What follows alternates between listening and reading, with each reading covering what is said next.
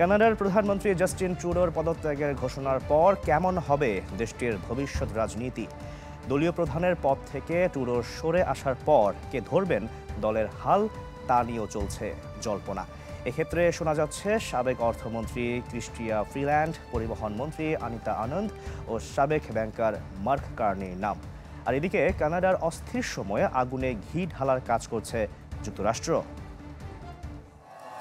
প্রায় এক দশক আগে প্রগতিশীল রাজনীতির নতুন মুখ হিসেবে ক্ষমতায় উঠে এসেছিলেন ট্রুডো।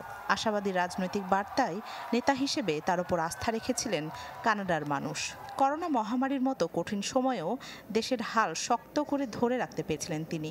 তবে সময়ের পালাবদলে পাল্টেছে দেশের চিত্র। দ্রব্যমূল্যের ঊর্ধ্বগতি, চরম আবাসন সংকট, সীমান্তে নিরাপত্তাহীনতা, বাড়তে থাকা অপরাধমূলক কর্মকাণ্ড মূল্যস্ফীতির লাগাম টানতে না পারায় কানাডায় ক্রমশই কমছিল ট্রুডোর জনপ্রিয়তা। তবে নিজ দল লিবারেল পার্টির মধ্যকার বিভাজনে আর টিকে থাকার মতো সম্বল অবশিষ্ট ছিল না তার। তাই নতুন নেতৃত্বের হাতে দলের ভার ছেড়ে দিতে পদ থেকে সরে দাঁড়ানোকেই বেছে নিয়েছেন প্রধানমন্ত্রী ট্রুডো। বিশেষজ্ঞদের মতে চলতি বছর নির্বাচনের আগ মুহূর্তে নেতৃত্ব থেকে সরে দাঁড়ানোই বেশ চাপের মুখে পড়বে লিবারেল পার্টি। ট্রুডোর জায়গায় দলীয় প্রধান হিসেবে শোনা যাচ্ছে সাবেক অর্থমন্ত্রী ক্রিস্টিয়া ফ্রিল্যান্ড, পরিবহন মন্ত্রী অনিতা আনন্দ ও সাবেক ব্যাংকার মার্ক কার্নির নাম। গেল 2 মেয়াদে জয় পেলেও এবারের নির্বাচনে কনজারভেটিভ পার্টির কাছে হেরে যেতে পারে ক্ষমতাসীন দলটি, এমন খবর দিচ্ছে বিভিন্ন জনমত জরিপ। ট্রুডোর জনপ্রিয়তা কমে যাওয়ার অনেক কারণ আছে। জনগণ 9 বছর ধরে তাকে ক্ষমতায় দেখছে।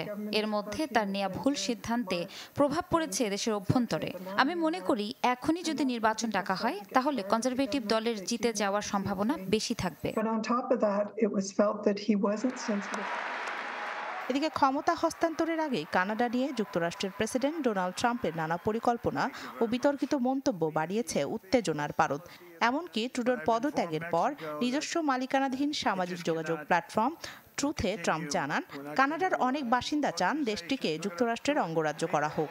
নভেম্বরে নির্বাচিত হয়ে কানাডার পণ্যের উপর 25% কর আরোপের হুঁশিয়ারি দিয়েছিলেন ট্রাম্প। রাখি জেসমিন, চ্যানেল 24।